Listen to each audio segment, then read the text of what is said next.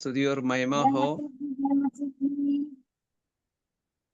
परमेश्वर कितना महान है, जो हम पर अपनी बड़ी दया दिखाते हैं और हमको इस संसार में अद्भुत रीति से संभालते हैं।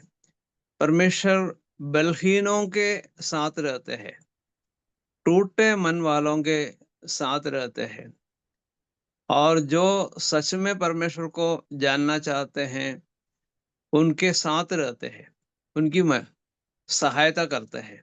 इसलिए हमें बड़े हियाव के साथ प्रभु की उपस्थिति में समय व्यतीत करना है, क्योंकि हमारा परमेश्वर हमसे अन्य नहीं है, हमारे साथ है, हमारी मदद करते हैं।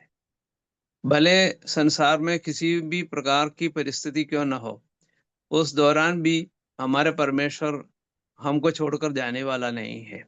तो इसलिए बड़ी आशा के साथ और बड़े प्रभु पर भरोसा रखते हुए हम भी अपने समयों को प्रभु की उपस्थिति में व्यतीत करें। प्रभु हमारी मदद करे। पिछले सप्ताह में हमने विचार किया था कि उद्धार के संबंध में आपको याद होगा कि उद्धार हमेशा लहू के द्वारा होता है और परमेश्वर के द्वारा होता है। और तीसरी बात है, उद्धार हमेशा परमेश्वर के अनुग्रह से होता है, परमेश्वर के अनुग्रह से होता है। तो अभी हम पढ़ेंगे इफिसियों की पत्री दूसरे अध्याय का 8 और 9। सबसे पहले पढ़ेंगे, फिर हम आगे बढ़ेंगे। इफिसियों की पत्री दूसरे अध्याय का 8 और 9। क्योंकि विश्वास के द्वारा अनुग्रह ही से तुम्हारा उद्धार हुआ है, और यह तुम्हारी ओर से नहीं वरन परमेश्वर का दान है, और न कर्मों के कारण, ऐसा ना हो कि कोई घमंड करे। प्रार्थना करेंगे। हमारे प्रेमी पिता, आपके पवित्र वचन के लिए बहुत बहुत धन्यवाद। परमेश्वर पिता, वो वचन जीवित वचन है, दुधारी तलवार से भी चोखा वचन है। हमारे दिलों को, हमारे हृदयों को जांचने वाला, परखने वाला वचन है, सच्चाई को पूर्ण रीति से प्रकट करने वाला वचन है। धन्यवाद। इसमें जुड़े सभी भाइयों को, बहनों को, बच्चों को आप स्वर्गीय आशीष प्रदान करें। प्रार्थना उद्धार करते यीशु मसीह के नाम में मांगते हैं, आमीन। आमीन। यहाँ इस पद में हमने देखा कि विश्वास के द्वारा अनुग्रह ही से तुम्हारा उद्धार हुआ है। फिर लिखा है, यह तुम्हारी ओर से नहीं है। उद्धार कभी भी किसी मनुष्य की ओर से नहीं है। तो वहां पर हमको याद रखना है, ये परमेश्वर की ओर से है। साथ साथ तुम्हारी ओर से नहीं, मतलब मेरे किसी प्रकार के अच्छी बातों के कारण या मेरी किसी प्रकार की बुरी बातों के कारण भी मेरा उद्धार हुआ नहीं है। उसमें मेरी अपनी कुछ नहीं है, उद्धार में मेरी अपनी कुछ नहीं है। अब एक व्यक्ति कहता है, अरे तो मैं तो बहुत बड़ा धनवान हूं इसलिए मेरा उद्धार हुआ। नहीं, ऐसा नहीं होता है। और एक व्यक्ति कहता है, मैं बहुत ही कंगाल मनुष्य हूं इसलिए मेरा उद्धार हुआ। नहीं, धनवान और लाजर की कहानी सब जानते हैं। धनवान का उद्धार क्यों नहीं हुआ, लाजर का उद्धार क्यों हुआ, दोनों के बारे में हम जानते हैं। क्यों हुआ, क्यों नहीं हुआ, उसका कारण न लाजर की कुछ विशेषता के कारण लाजर का उद्धार हुआ, ऐसा नहीं, या धनवान की किसी प्रकार की कमी के द्वारा उसका उद्धार नहीं हुआ, मतलब धन की कमी के कारण उद्धार नहीं हुआ, ऐसा भी नहीं।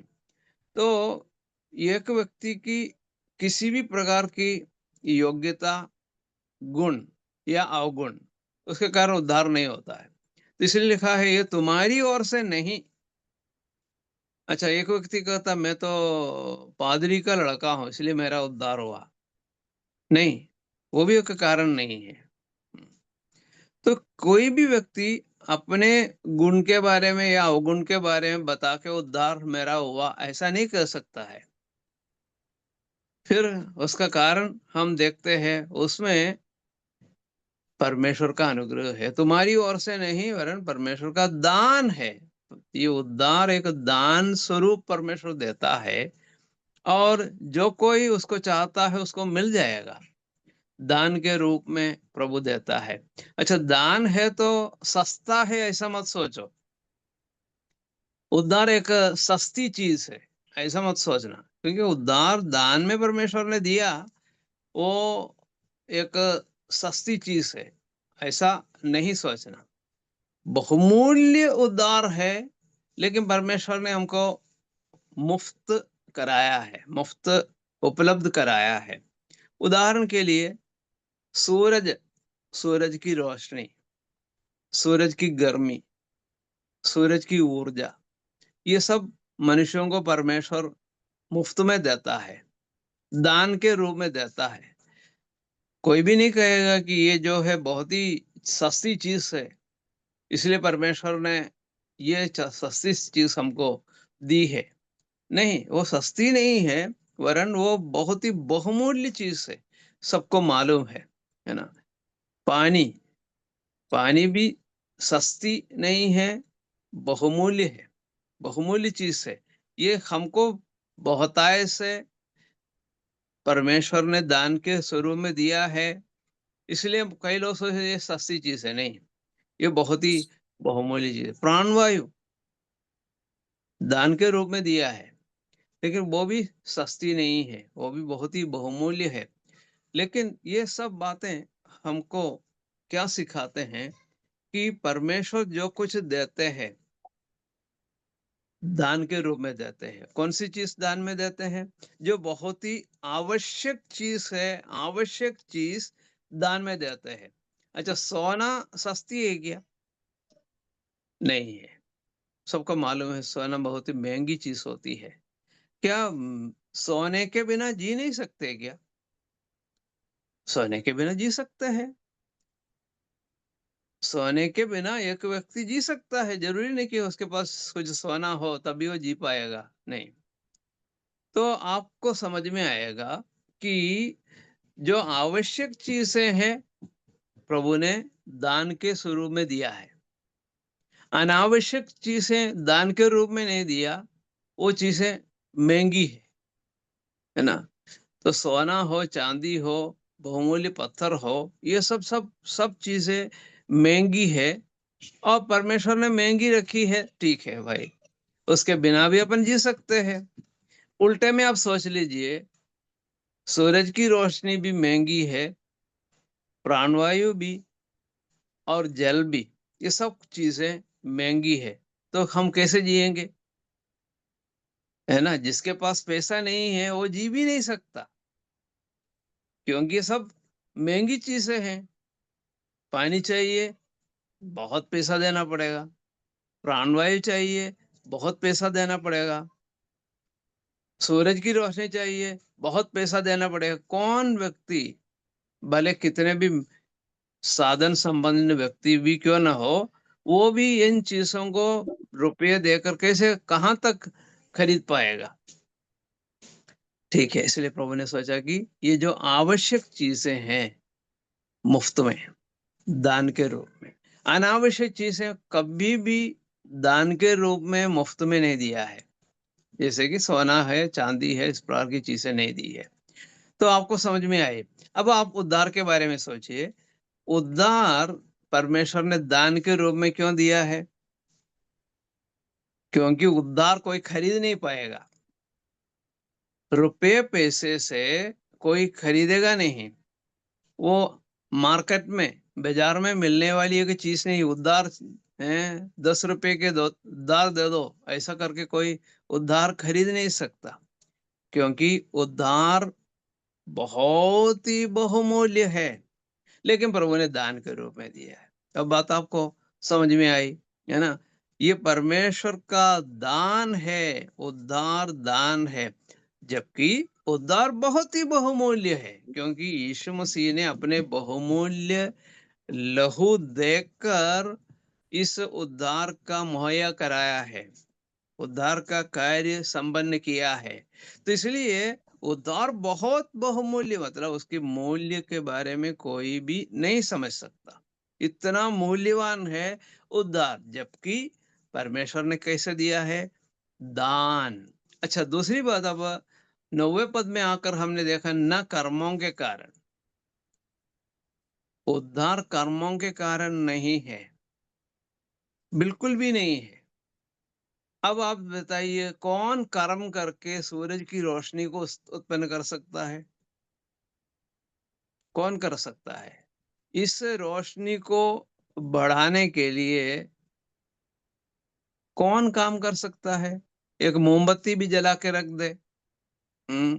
सूरज की रोशनी थोड़ी कम कम है आज, इसलिए अगर मोमबत्ती जला के रखे, कौन सोचता है? कोई नहीं सोचता है। भले बादल छाया हुआ है, तो भी उसके सामने हम एक मोमबत्ती जलाने की कोशिश नहीं करते। मतलब उस समय भी भरपूर प्रकाश हमको मिलता है। तो परमेश्वर ने जो रोशनी हमें दी है, उसमें आपको कुछ जोड़ने की जरूरत नहीं है। इसलिए लिखा है न कर्मों के कारण। उद्धार भी ऐसा है, उद्धार के लिए भी आपको भी कुछ करना पड़ेगा। आपको भी एक मोमबत्ती जलाना पड़ेगा, एक अगरबत्ती जलाना पड़ेगा, या और कुछ करना पड़ेगा। कुछ आपको भी मेहनत करना है उद्धार के लिए। नहीं, बिल्कुल नहीं। ना आप कर सकते हैं, आप कर भी नहीं सकते। प्रभु चाहते भी नहीं कि आप कुछ करें उसके लिए, नहीं। इसलिए वहां पर बताया न कर्मों के कारण। कर्मों के कारण ऐसा ना हो कि कोई घमंड करे। अच्छा, परमेश्वर ने जो कर्म किया है, जो काम किया है, उसकी तुलना मेरा और आपका क्या काम है? अब बताइए। हैं? आकाश को देखो, कितना महान सृष्टि है। आकाश कितना महान सृष्टि है। क्या किसी मनुष्य को अभी तक समझ में आई क्या? नहीं आई। कितने सालों से मैं आकाश को देख रहा हूँ। मैं अभी भी देखता हूँ तो भी मुझे आश्चर्य होता है, इतनी ऊंचाई में परमेश्वर ने नीले आकाश को रखा है। और वहां तक कोई कभी पहुंच पाया क्या? नहीं पहुंच पाया। आंखों से जरूर देखते हैं, लेकिन आंखों से देखने से ये आकाश में क्या है वो भी हमको समझ में नहीं आता। इतना विस्तार, इतना महान कार्य है कि उसमें आप क्या जोड़ सकते हैं? बताइए। मैं भी कुछ जोड़ सकता हूँ, लेकिन परमेश्वर के काम देखो। और अपने आप अपने सामने भी कुछ बातें देख लीजिए। एक घास, घास को सबने देखा है, लेकिन घास आराम से मिट्टी के उसमें से होकर ऊपर आता है, आता है। आप उसी घास को, आप उसको उखाड़ कर उसको उल्टा जो है मिट्टी में आप फंसा के उसको नीचे करने की कोशिश करें, क्या हो सकता है? मतलब घास में कोई ताकत नहीं है, आपको मालूम है। लेकिन वो घास मिट्टी के बीच में से जो है ऊपर आता है, आराम से आता है, आराम से आता है। मिट्टी कितने भी कड़ी मिट्टी हो, हैं, तो भी वो बीच में से उसके ऊपर आता है। लेकिन आप उल्टे में सोच लीजिए, उस घास को आप नीचे करने की कोशिश कीजिए, जाएगा? नहीं जाएगा। तो मेरे कहने का इतना तात्पर्य ये है, उद्धार दान है, उसमें आपको कुछ कर्म जोड़ने की जरूरत नहीं है। ये काम भी आप उसमें जोड़ नहीं सकते, बिल्कुल। आप कर्म को, एक कर्म भी उसमें आप मुझे भी और करना करना है, याद रखना। कई लोग सोचते हैं बपतिस्मा है, बपतिस्मा, ये बपतिस्मा भी आप लेकर उद्धार को समृद्ध नहीं कर सकते, क्योंकि बपतिस्मा भी चाहिए, ऐसा कुछ लोग सिखाते हैं। उद्धार पाने के लिए विश्वास करो, बपतिस्मा लो, तभी उद्धार होगा, ऐसा कई लोग सिखाते हैं। नहीं, उद्धार में कुछ भी आप मत जोड़ो। उद्धार भी के लिए मुझे विश्वास भी करना है, फिर बपतिस्मा भी लेना है। उद्धार विश्वास करना है, बाइबल भी पढ़ना है, तब उद्धार होगा। विश्वास करना है और उसके अलावा और कुछ करना है नहीं, बिल्कुल भी नहीं। उद्धार जो है पूर्ण है, और उसके बारे में हम आगे सीखेंगे तो आपको बिल्कुल समझ में आएगा। उसमें मुझे व्याख्या करने की आवश्यकता नहीं पड़ेगी। अच्छा, तो उद्धार के लिए के उस साक्ष्य को समझाने के लिए आप पढ़ सकते हैं इफिसियों की पत्री दूसरे अध्याय का 5 और 6 पढ़िए। वहां 3 शब्दों को आप देख पाएंगे। आप देख लीजिए, इफिसियों की पत्री दूसरे अध्याय का 5 और 6 पढ़ेंगे। फिर जो शब्द यहाँ पर लिखा गया है, जिलाया, उठाया, बैठाया, कैसे किस प्रकार इन शब्दों को इस्तेमाल किया है, देख लीजिए। हाँ, पढ़िए। जब हम जब हम अपराधों के कारण मरे हुए थे, तो हमें मसीह के साथ जिलाया। अनुग्रह ही से तुम्हारा उद्धार हुआ है, और मसीह यीशु में उसके साथ उठाया, और स्वर्ग स्थानों में उसके साथ बैठाया। हाँ, अब यहाँ पर हमारी स्थिति क्या है?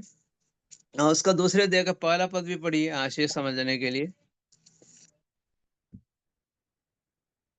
अ, और उसने तुम्हें भी जिलाया, जो अपने अपराधों और पापों के कारण मरे हुए थे। अच्छा, हमारी क्या स्थिति थी उसके बारे में वहां पर लिखा गया है। उसने तुम्हें भी जिलाया जो अपने अपराध और पापों के कारण मरे हुए थे। मरे हुए थे, लेकिन मरे हुए व्यक्ति को क्या चाहिए? हैं? 2 रोटी चाहिए, ऐसा नहीं। मरे हुए व्यक्ति के लिए हम रोटी ला के नहीं देते हैं। अच्छा, मरे हुए व्यक्ति को कपड़ा चाहिए। अच्छा, कपड़ा ला कर देंगे। तो उस व्यक्ति को क्या चाहिए? उस व्यक्ति को जीवन चाहिए, है ना? मरे हुए व्यक्ति को जीवन के अलावा और किसी भी चीज उसको उसके काम नहीं आएगा, आपको मालूम है। तो यहाँ प्रभु ने क्या किया है? जिलाया। उसने तुम्हें भी जिलाया जो अपने अपराध और पापों के कारण मरे हुए थे। और उसी बात को 5वें पद में आकर फिर कहते हैं, क्या कहते हैं? जब हम अपराधों के कारण मरे हुए थे, तो हमें मसीह के साथ जिलाया। हम्म, मसीह के साथ जिलाया। ये एक बहुत ही आश्चर्य की बात है। मसीह के साथ जिलाया मतलब मसीह के बराबर कर दिया। ये जो जीवन जो हमको मिला है, वो जीवन यीशु मसीह का जीवन है ना? यीशु मसीह का जीवन है जो आपको दिया है। तो यीशु मसीह का जीवन कभी समाप्त हो जाएगा या नष्ट हो जाएगा? नहीं। आपको मसीह के साथ परमेश्वर ने जिलाया, इसका मतलब क्या है? प्रभु यीशु मसीह का बराबर जीवन आपको दिया है, उससे कम नहीं है। प्रभु यीशु मसीह के साथ जिलाया है ना? तो यीशु मसीह के साथ जिलाया तो उतना जीवन आपको परमेश्वर ने दिया है। अच्छा, जिलाया, जिलाने के बाद क्या किया? उसके बाद किया उठाया, है ना? जिलाया फिर उठाया। मतलब जीवित करके उस व्यक्ति को उठाया। हम पढ़ते हैं, भजन संहिता में भी पढ़ते हैं, शमूएल की पुस्तक में भी पढ़ते हैं, घूरे के ढेर में हम पड़े हुए थे। घूरे के ढेर में, है ना? उस व्यक्ति को कौन सोचता है? इसके बारे में कौन सोचता है? लेकिन हम घूरे के डर में पड़े थे, प्रभु ने हमको वहां से उठाया। अच्छा, तो जिलाया, उठाया, वहां बात समाप्त नहीं हुई। एक और बार बात की है, क्या किया? बैठाया, है ना? अच्छा, समझ में आया, है ना? जिलाया प्रभु यीशु मसीह के साथ, उठाया प्रभु यीशु मसीह के साथ, बैठाया यीशु मसीह के साथ। देखो कितनी ऊंची पदवी है। उद्धार को समझाने के लिए 3 अलग-अलग शब्दों का इस्तेमाल किया बाइबल में। जिलाया मसीह के साथ, उठाया मसीह के साथ, बैठाया उस मसीह के साथ। कहाँ पे बैठा है? वहां पर हमने अभी पढ़ के सुना है, मसीह यीशु में उसके साथ उठाया, और स्वर्गीय स्थानों में उसके साथ बैठाया। कहाँ बैठे हुए आप लोग? स्वर्गीय स्थानों में। जब वास्तव में ऐसा है, हाँ, वास्तव में स्वर्गीय स्थानों में बैठे हुए लोग हैं कौन? कौन? विश्वासी लोग। अब वर्तमान में आप दतिया में है या इंदौर में है, अलग अलग जगह में है, बात सही, लेकिन आप बैठे हुए हैं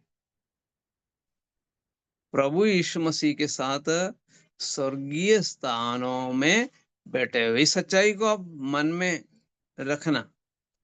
आप छोटा व्यक्ति नहीं है, आप छोटे व्यक्ति नहीं है। यीशु मसीह के साथ स्वर्गीय स्थानों में बैठने वाला व्यक्ति छोटा है नहीं। और इसलिए कि आप इस ऊंचे स्थान में हैं, आपका जीवन भी उसके अनुसार होना चाहिए। उसको प्रतिबिंबित करने वाला एक जीवन होना चाहिए। उस बात को प्रकट करने लायक होना चाहिए। आप कौन है? स्वर्गीय स्थानों में बैठने वाला व्यक्ति है। तो इसलिए कूड़े कचरे में आपका जीवन व्यतीत नहीं करना है। गंदी गंदी बातों में आपका जीवन व्यतीत नहीं करना है। संसारिक बातों के पीछे दौड़ना नहीं। उसको पाने के लिए आपको परिश्रम नहीं करना है। तो समझना कि आप कौन है।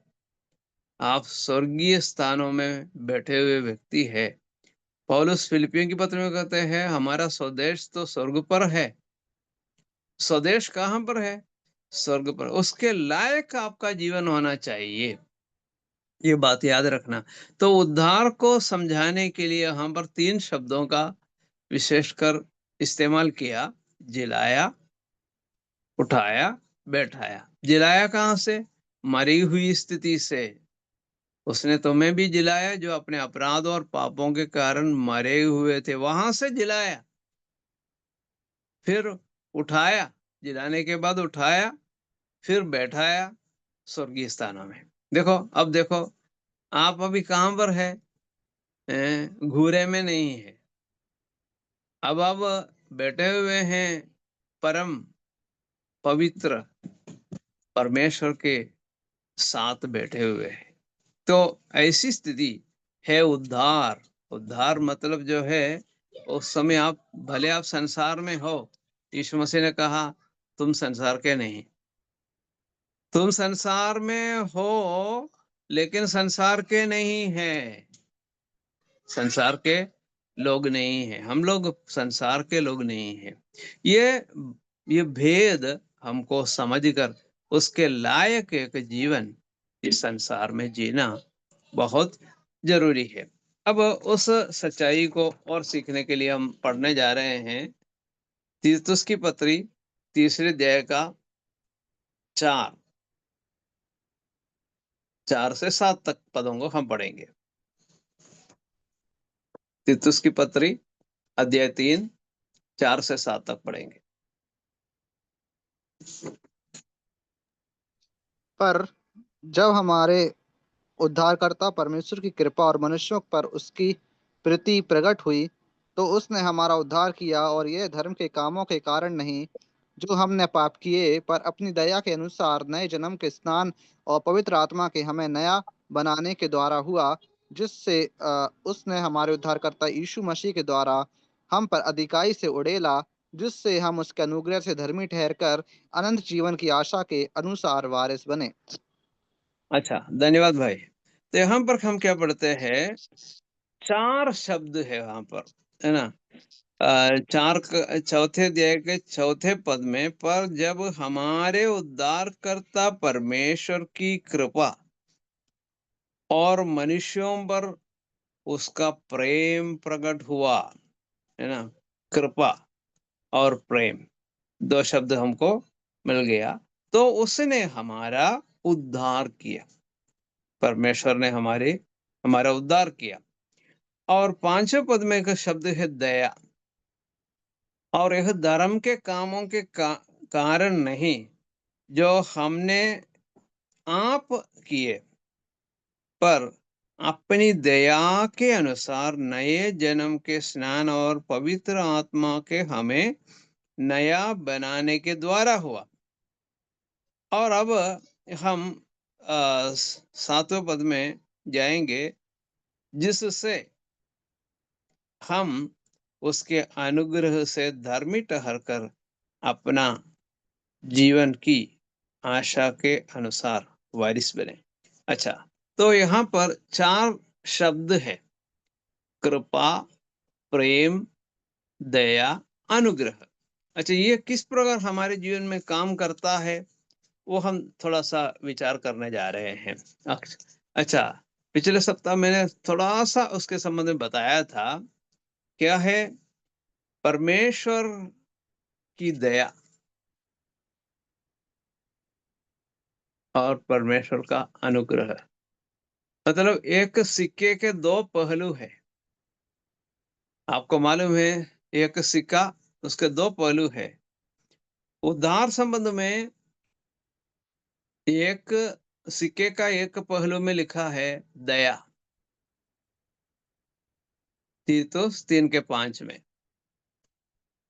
सॉरी, दया मैंने बताया ना। अनुग्रह, अनुग्रह जो है लिखा है तीतुस की पत्री 3 के 7 में। अच्छा, ये दोनों किस प्रकार होता है? पहली बात, दया क्या है? दया के कारण परमेश्वर हमें वो नहीं देता है जो हमें मिलना चाहिए। एक पापी को परमेश्वर क्या करता है? दया करता है, पापी पर दया करता है। और पापी पर दया कर कर परमेश्वर वो नहीं देता है जो उसको मिलना चाहिए। पापी को क्या मिलना चाहिए? अनंत काल का नरक मिलना चाहिए, दंड मिलना चाहिए। अच्छा, ये एक पापी यदि परमेश्वर की दया नहीं होती तो हमेशा के नरक में चला जाएगा। हमेशा के नरक में चला जाएगा, वहां से कोई उसको बचाएगा नहीं। नरक में जाने के बाद उसको वहां से बचने का अवसर नहीं है। अच्छा, याद रखना, आज हम जीते जी परमेश्वर की दया को अनुभव करते हैं। मतलब बार बार प्रभु अवसर देता है। एक व्यक्ति को उद्धार पाने का अवसर बार बार क्यों मिलता है? उसका कारण है परमेश्वर दयालु है। परमेश्वर की दया के कारण परमेश्वर क्या नहीं देता है? जो हमको मिलना चाहिए वो नहीं देता, मतलब नरक नहीं देता है। ठीक है। कल अध्ययन कर रहा था मैं प्रकाशित वाक्य 20वें अध्याय से। वहां पर अंतिम न्याय के बारे में लिखा है। अंतिम न्याय के समय जो है, बड़े छोटे सब मरे हुए लोग वहां पर खड़े हो जाएंगे। कहां पे? बड़े श्वेत सिंहासन के सामने खड़े हो जाएंगे सभी लोग। और परमेश्वर उनके कामों के अनुसार उनका न्याय करेगा। चुपचाप, चुपचाप नरक में चला जाएगा। वहां एक और अवसर परमेश्वर उस व्यक्ति को नहीं देता। वहां दया शब्द नहीं है, दया शब्द नहीं है। उसको चुपचाप हमेशा के नरक में चला जाएगा। अब आपको समझ में आया दया कितना महान है। श्वेत सिंहासन के सामने दया नहीं है, बिल्कुल दया नहीं करते प्रभु। उनके कामों के अनुसार उसका न्याय करके तुरंत नरक में उसको डाल देता है। तो परमेश्वर की दया वहां पर नहीं है। ठीक है। अच्छा, अनुग्रह क्या होता है? अनुग्रह के कारण परमेश्वर पापी को वो देता है जिसके लिए वो लायक नहीं। अनुग्रह के कारण परमेश्वर पापी को वो देता है जिसके लिए वो लायक नहीं है। क्या है? उद्धार। उद्धार पाने के लिए पापी की क्या कोई योग्यता है क्या? नहीं है। इफिसियों की पत्री 8 का 2 अध्याय का 8 और 9 में हमने अभी विचार किया था। ये तुम्हारी ओर से नहीं वरन परमेश्वर का दान है। विश्वास के द्वारा अनुग्रह से तुम्हारा उद्धार हुआ है। और 8वें दूसरे अध्याय के 9वें पद में हमने पढ़ा कि न कर्मों के कारण ऐसा न हो कि कोई घमंड करे। तो इसलिए अनुग्रह कितना महत्वपूर्ण है। अनुग्रह पाने से क्या होता है? अनुग्रह पाने से क्या होता है वो भी हमने विचार किया अभी। अनुग्रह पाने से क्या होता है? वो जिलाया जाता है, वो उठाया जाता है, वो बैठाया जाता है। ठीक है। कहां पर? स्वर्गीय स्थानों में। अब एक तरफ नरक है, एक तरफ नरक है जिसके लिए हम लायक है, जिसके लिए हम लायक है। पाप करने वाला नरक जाएगा, पक्की बात है। लेकिन यीशु मसीह पर विश्वास करने वाला स्वर्ग जाएगा, वो भी पक्की बात है। उसका कारण ये है, एक परमेश्वर की दया, दया के कारण परमेश्वर नरक भेजना नहीं चाहता। दूसरा कारण अनुग्रह है, जिसके कारण परमेश्वर उस व्यक्ति को जिलाता है, उठाता है, स्वर्गीय स्थानों में बैठाता है। बस इतना सिंपल है, इतना सरल बात है। लेकिन वो सरल बात विश्वास में आधारित है। विश्वास के द्वारा अनुग्रह ही से तुम्हारा उद्धार हुआ है। अच्छा, तो यहाँ पर हमने उसके बारे में विचार किया तीतुस की पत्री से। तीतुस की पत्री में वैसे 4 अलग अलग शब्द है। कृपा है, प्रेम है, दया है, अनुग्रह है। ठीक है। तो उद्धार के कारण के बारे में हमने बताया। क्या किया उसको प्रभु ने? धर्मी ठहराया, है ना। अनुग्रह से क्या किया? अनुग्रह से तीतुस की पत्री में आप थोड़ा सा ध्यान दीजिए, वहां पर क्या लिखा है? अनुग्रह से धर्मी ठहरकर, ऐसे का प्रयोग है 3 का 7 में, जिससे हम उसके अनुग्रह से धर्मी ठहरकर अनंत जीवन की आशा के अनुसार वारिस बने। क्या धर्मी ठहरने का क्या अर्थ होता है? धर्मी ठहरने का अर्थ क्या होता है? परमेश्वर ने हमें धर्मी ठहराया, है ना। धर्मी ठहराने का अर्थ ये है, वो भी वो बहुत ही सरल है। उसको समझने के लिए मैं ऐसा कहूं कि मैंने राजेंद्र भाई के विरुद्ध में कोई पाप किया। राजेंद्र भाई के विरुद्ध में मैंने पाप किया। अच्छा, पाप करने के बाद मुझे समझ में कि मैंने पाप किया, तो मैंने राजेंद्र भाई से बताया, राजेंद्र भाई सॉरी, माफ करना, गलती हो गई, मुझे माफ कीजिए। तो राजेंद्र भाई ने कहा तो मैंने तो माफ कर लिया। ठीक है, बात खत्म। और फिर मैं कहता हूँ राजेंद्र भाई ऐसा करना कि आप एक छोटे पेपर में लिख के देना कि मैंने आपको माफ कर दिया। तो राजेंद्र भाई जो है अच्छा भाई है, उन्होंने क्या किया, लिख के भी दे दिया। ठीक है, मैंने आपको पापों की क्षमा दी है, लिख के दे दिया। ठीक है, फिर मैं कहता हूँ राजेंद्र भाई एक और काम करना, क्या है कि ऐसा लिख के देना कि मैंने पाप किया ही नहीं, ऐसा लिख के देना।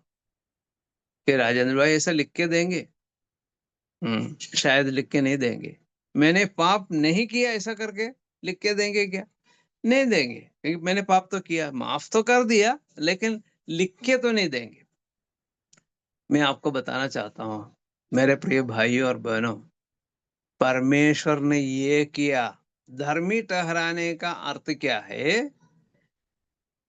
मैंने और आपने पाप नहीं किया, ऐसा परमेश्वर घोषणा करते हैं। उसको बोलते हैं धर्मी ठहराया जाना। अच्छा, धर्मी ठहराए जाना उसका एक आधार है। ऐसा नहीं कि प्रभु यूं ही किसी का धर्मी ठहराता है। उसका कारण प्रभु यीशु मसीह है। प्रभु यीशु मसीह के द्वारा परमेश्वर ये काम करता है। प्रभु यीशु मसीह के द्वारा परमेश्वर ये काम करता है। पढ़िए रोमियो की पत्री 5वें अध्याय का पहला पद, क्या लिखा है वहां पे? रोमियो की पत्री 5वें अध्याय का पहला पद, उसमें क्या लिखा है?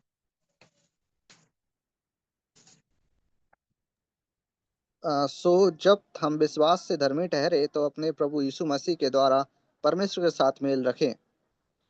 हाँ, परमेश्वर के साथ मेल रखे, किसके द्वारा?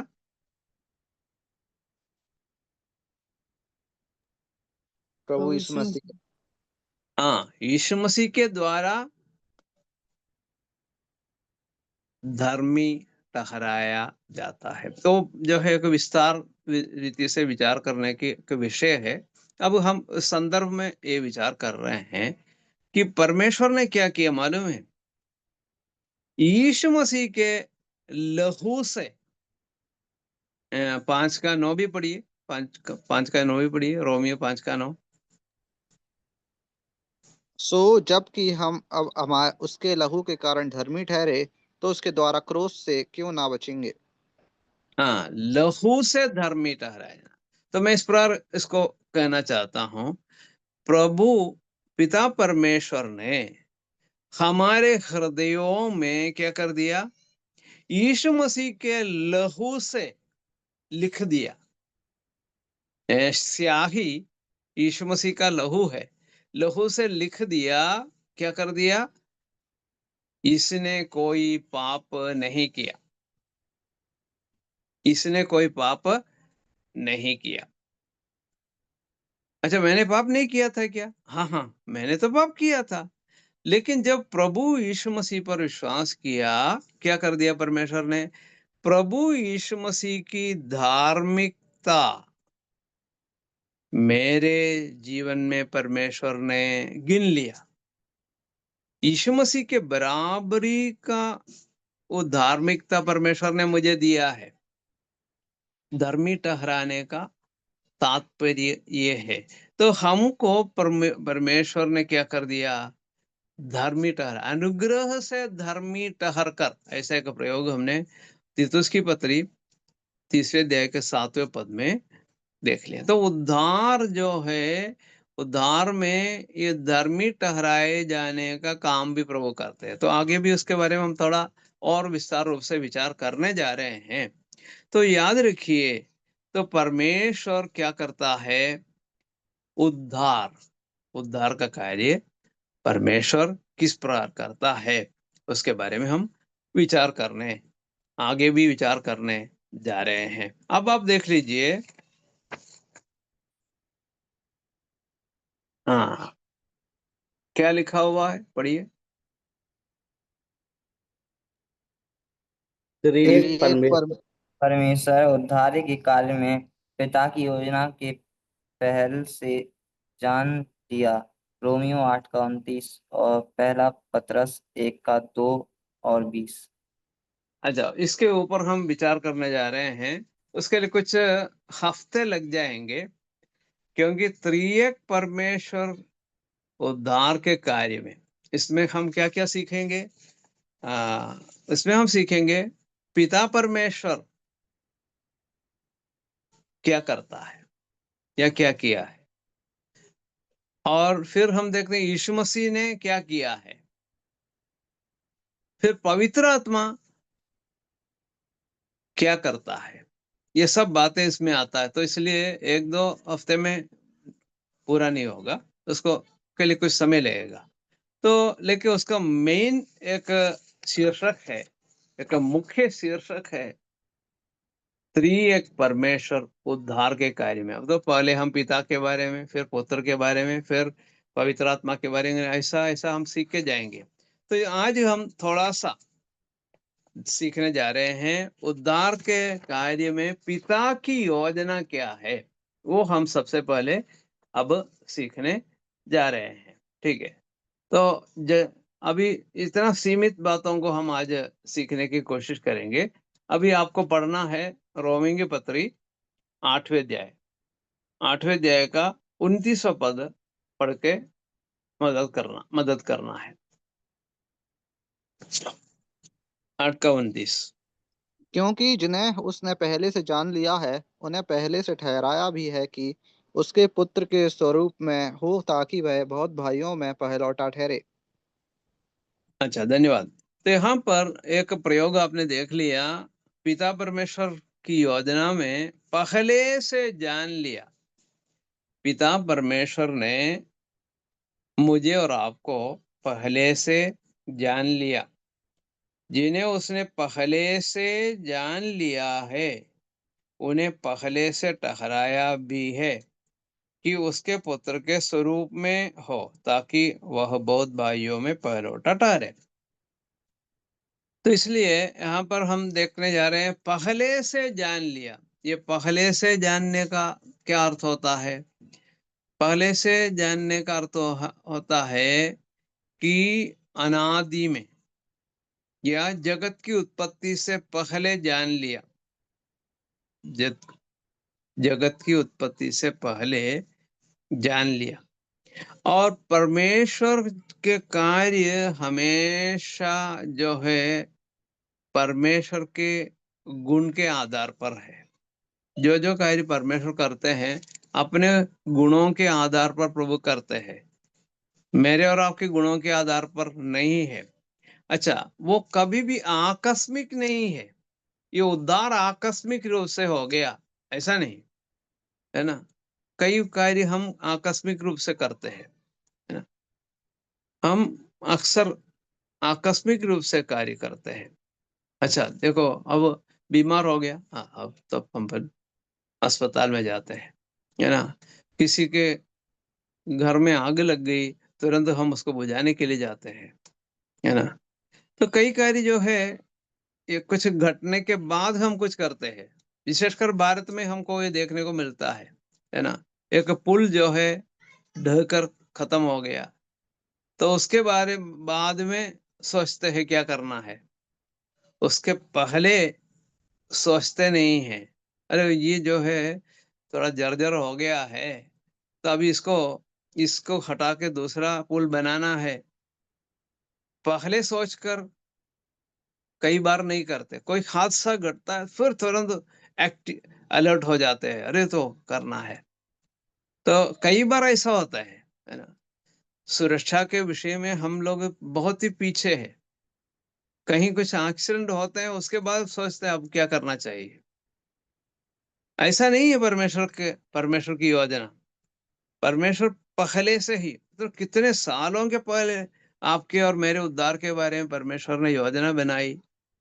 क्या कुछ समझ में आता है? जगत की उत्पत्ति से पहले परमेश्वर ने उद्धार की योजना बनाई, मतलब परमेश्वर के अलावा कौन कर सकता है ना। ये योजना जो है कि मतलब उसमें कोई गलती हो गई ऐसा नहीं होता है ना। आकस्मिक नहीं है।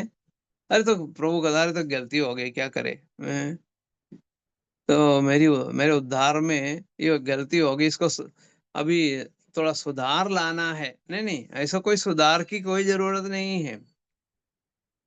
सुधार की कोई जरूरत नहीं है, क्योंकि परमेश्वर ने पहले से जान लिया है। परमेश्वर अपने सर्व ज्ञान से जान लिया है। अभी हम 2 पद पढ़ने जा रहे हैं।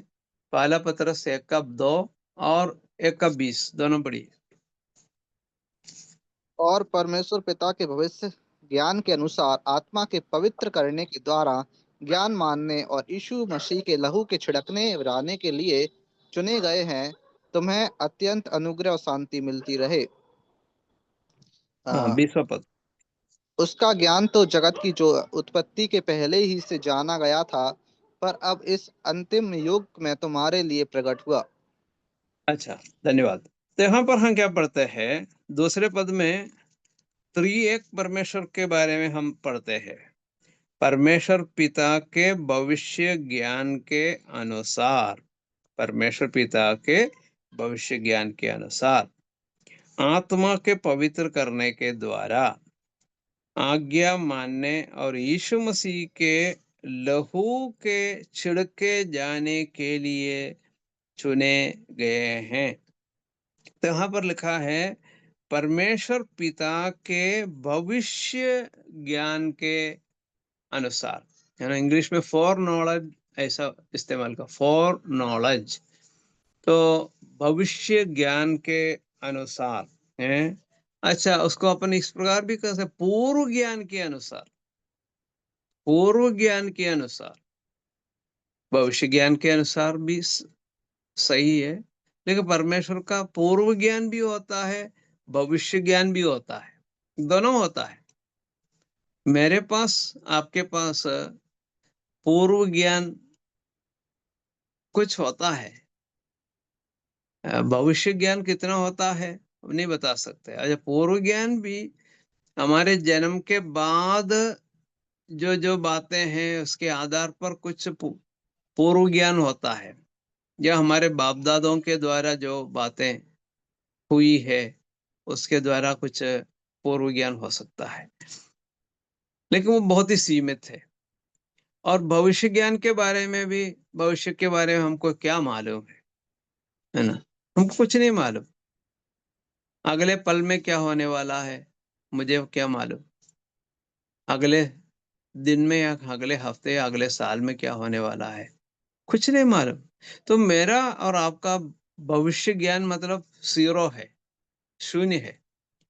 पूर्व ज्ञान मतलब जो है, पूर्व ज्ञान भी हमारे जो अनुभव से कुछ बातें हमने जो सीखी है, वही है हमारा पूर्व ज्ञान। तो वो भी बहुत ही सीमित है। लेकिन परमेश्वर का ऐसा नहीं, पूर्व ज्ञान परमेश्वर का, भविष्य ज्ञान वो भी। तो परमेश्वर ने मुझे और आपको जान लिया, या मेरे और आपके उद्धार के बारे में जान लिया, मतलब ठीक रीति से परमेश्वर को मालूम है, जानकारी है परमेश्वर के पास। और उस जानकारी के अनुसार या उस ज्ञान के अनुसार परमेश्वर कार्य करता है।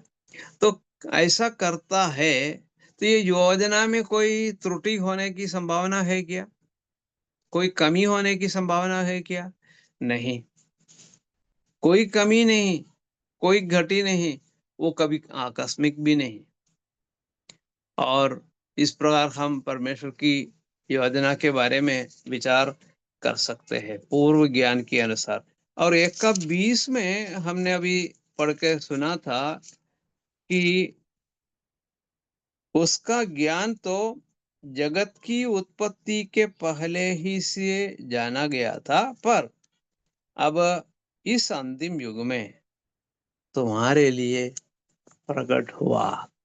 तो उद्धार के बारे में अब मुझे और आपको कुछ नहीं मालूम, ये सब परमेश्वर को ही मालूम है, लेकिन हम पर प्रकट किया।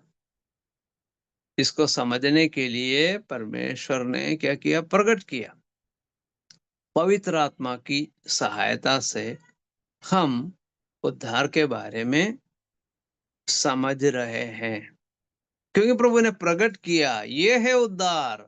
अभी तक हम उसी बात को विचार कर रहे थे। विश्वास के द्वारा अनुग्रह से तुम्हारा उद्धार हुआ है, तुम्हारी ओर से नहीं और परमेश्वर का दान है, न कर्मों के कारण, ऐसा न हो कि कोई घमंड करे। फिर परमेश्वर ने हमको जिलाया, उठाया और स्वर्गीय स्थान में बैठाया, है ना? परमेश्वर की दया मुझ पर हुई, परमेश्वर का अनुग्रह मुझ पर हुआ, मेरा उद्धार हुआ है। ये सब मुझे अभी वचन के द्वारा पर प्रकट किया तो मुझे समझ में आया। और पिता की योजना के बारे में भी हमने अभी जो जो सीखा है उसको हम पर परमेश्वर ने प्रकट किया, हमको मालूम, इतनी बातें हमको मालूम है। लेकिन जो मालूम है सच बात है। ये जो है, हाँ, थोड़ा बहुत मैं समझ रहा हूँ ऐसा नहीं, वो सच बात है, ठीक बात है, सच्चाई है। उद्धार के बारे में जो बातें प्रकट की गई है बिल्कुल सत्य बात है, पूरा पूरा आप विश्वास कर सकते हैं। तो इसलिए पिता की योजना के बारे में हमने विचार किया, पहले से जान लिया, सच है, सच बात है। या पहले से जान लिया और पहले से ठहराया भी कि उसके पुत्र के स्वरूप में हो। तो हम परमेश्वर को धन्यवाद दें पिता की इस योजना के लिए। आगे भी उसके विषय में प्रभु की इच्छा हो तो हम विचार करेंगे। परमेश्वर हम सबको आशीष दे कि हम जो कुछ सीखते हैं उसको मन में रखें और बड़ा एक प्रभावशाली जीवन इस संसार में हम जिए, डरे नहीं, आगे बढ़ते चले जाए, उद्धार जो है सत्य है, उस सत्य को समझते हुए उसके लायक एक जीवन हम व्यतीत करते रहे। परमेश्वर के धन्य नाम की स्तुति और महिमा हमेशा हमेशा होती रहे। सबको जय मसीह की। धन्यवाद।